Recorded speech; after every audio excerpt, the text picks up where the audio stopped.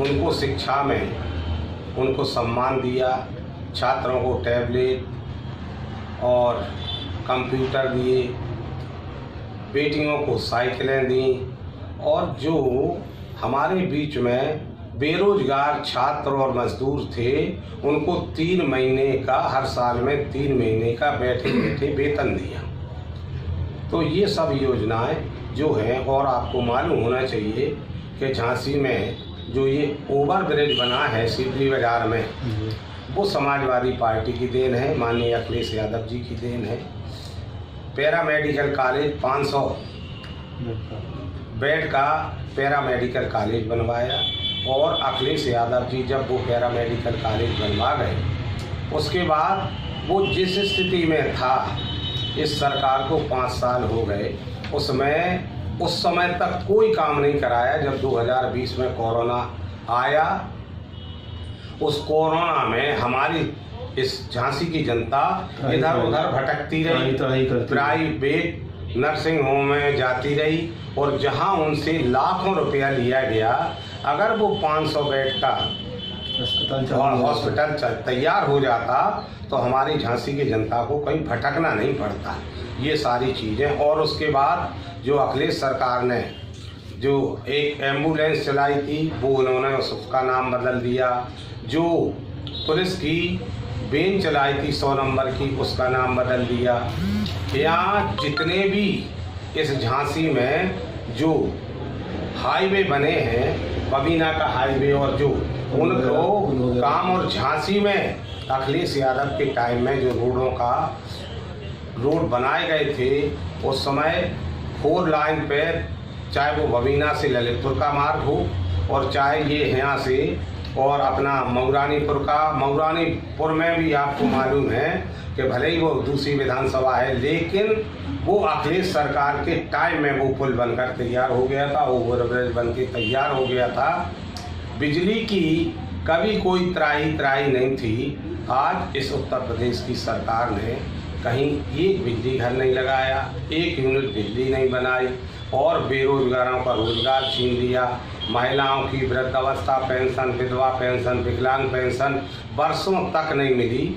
तो ये सारी चीज़ें हमारे जो राष्ट्रीय अध्यक्ष जी उनकी सोच है कि हम 500 से लेकर 1500 रुपया ये पेंशन करेंगे, 300 यूनिट फ्री बिजली देंगे, किसानों को फ्री वो जो ट्यूबवेल हैं फ्री ट्यूबवेल लगवाएंगे, किसानों से कोई पैसा नहीं लिया जाएगा, और किसानों को फ्री बिजली दी जाएगी।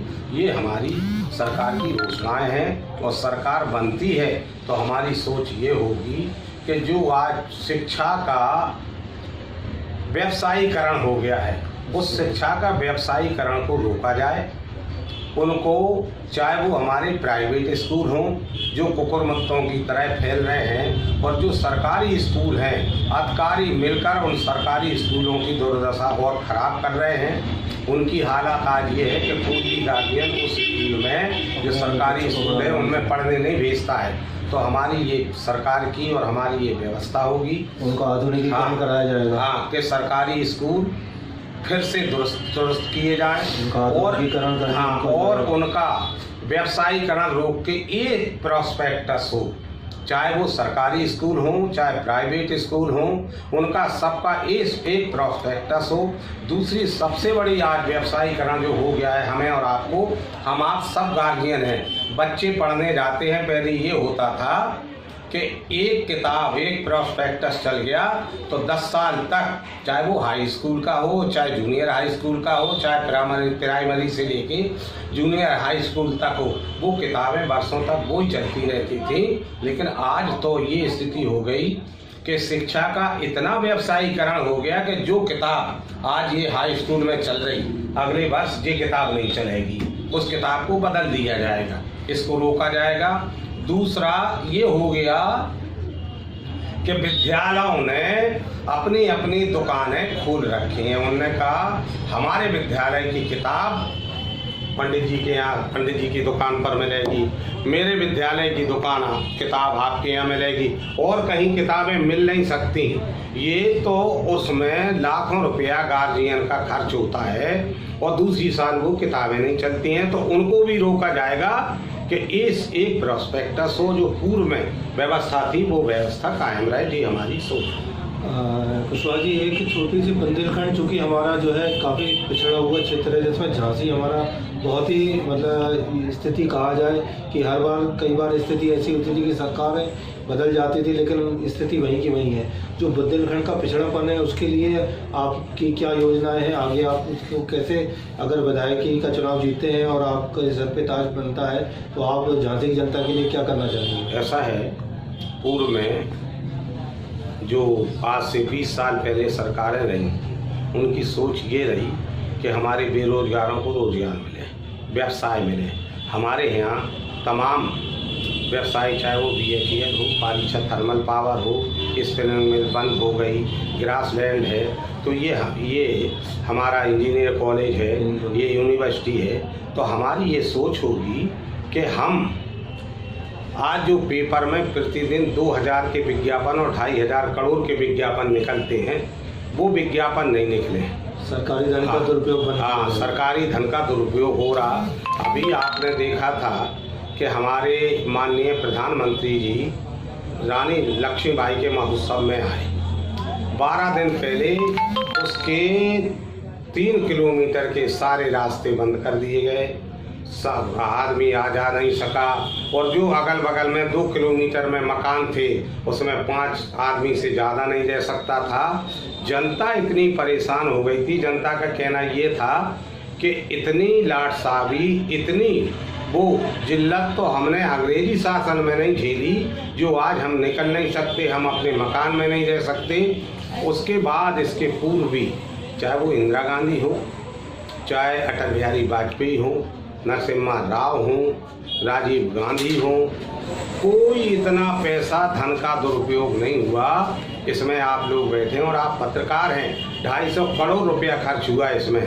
वो अगर 250 करोड़ से एक यहाँ अगर व्यवसाय की कोई फैक्ट्री खुल जाती तो कम से कम 1000-1500 लोगों को रोजगार मिलता है। दूसरा, इसको रोका जाएगा कि जो आज जगह निकलती हैं 500 और फार्म भरते हैं 50,000, और उस 50,000 पे एक पे 500 से 700 रुपया खर्च आता है। 50,000 इंटू 500 आप कर दें तो कितना पैसा होता है, और उसको उन्हीं के लोग, पार्टी के लोग उसको कहीं हाई कोर्ट चले जाते कहीं, या पर्चा लीक करा दिया जाता, हाँ, और उसको रोक दिया जाता। हमारा कहना ये है कि अगर वो 50,000 इंटू 500 से उन 500 लोगों को रोजगार दे दिया जाए, जितना पैसा उसमें आप लगता है फॉरम में, तो उनको 38 साल नौकरी मिलेगी। इन सब पे सोच के बेरोजगारों को रोजगार मिलेगा, छात्रों को रोजगार मिलेगा, महिलाओं को और मजदूरों को रोजगार मिलेगा, और यहाँ कानून का राज होगा। सीधी सी बात है कि आने वाला समय समाजवादी पार्टी का हो सकता है। जिस तरह से बाबूजी का कहना है कि आने वाले समय में हम रोजगार, शिक्षा एवं जितना भी बुंदेलखंड में जो भी विकास की धाराएं हैं उन सबको खोला जाएगा और उनके साथ विकास किया जाएगा। एक मुद्दा ये आता है कि जैसे कि कोई भी चुनाव पे खड़ा होता है, जीत जाता है, उसके बाद लोग कहते हैं साहब विधायक जी नहीं मिल रहे, सांसद जी नहीं मिल रहे। क्या कोई ऐसी आने वाले समय में आपके द्वारा एक प्रक्रिया बनाई जाएगी जिससे सीधा जनता आपसे संवाद कर सके? नहीं, मैंने तो आपसे कहा कि मैं तो जनता के बीच में बैठ के संवाद करूंगा। झांसी के विकास की योजना जनता के बीच में बैठकर बनेगी, मैं अकेला नहीं बनाऊंगी। इसके पहले मैं 2 बार पार्षद रहा, झांसी नगर पालिका का चेयरमैन रहा। मैंने हजारों लोगों को रोजगारी दी, 1000 रोजगार दिया, हजारों लोगों को व्यवसाय के लिए, हजारों लोगों को रोड, बिजली, पानी, ये सब, क्योंकि मैं 5 साल चेयरमैन रहा नगर पालिका में, और कितने ही लोगों को लोन दिलाया जिसमें किसी से 2 रुपया का फार्म नहीं लिया गया। रोजगार में स्थापित होकर अपना व्यवसाय कर रहे हैं और अपने जीवन यापन कर रहे हैं। तो आगे भी जो है हमारे विधायक जी बनने जो समाजवादी पार्टी से प्रत्याशी हैं, उनका ये सोचना है कि वो जो भी आगे करेंगे जनता के हित में करेंगे। जनता के सारे सवालों को ध्यान में रखते हुए उनके जवाब उनको दिए जाएंगे और उनके कार्य प्रगति के लिए जो भी संभव होगा वो करेगी। और हमारे विधायक जी का ये जनता से वादा है कि वो ज़्यादा से ज़्यादा उन पे भरोसा दिखाएं, जिससे कि समाजवादी पार्टी की सरकार प्रदेश में बन सके। और आप लोग भी, सभी जनता से निवेदन है कि जो हमारे राम कुशवाहा जी हैं और इनका जो भी इनका विचार है या जो भी ये मुद्दों पे ये विचार करके लड़ रहे हैं चुनाव, इनका साथ दें। मानवाधिकार टीम मीडिया से मैं आपका बहुत बहुत धन्यवाद करता हूँ। आपने हमारे चैनल के माध्यम से हमारी जनता को जो आपने विचार हैं उसे अवगत कराया। मैं आप सभी का धन्यवाद देता हूँ। टीम मानवाधिकार मीडिया से मैं आनंद चावला, मुर्तजा बेग के साथ, झांसी। धन्यवाद।